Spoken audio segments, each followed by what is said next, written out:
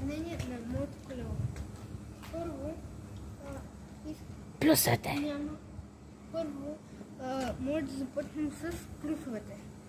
Първият плюс е, че тези са много удобни. Гриповете. Са много удобни. И също така степенката ми е много удобна, за да може да си подпирам колелото. Педалите също така са много добри. И сега може да минем към минусите. Първо минус е, че няма как се вика? Амортисьори.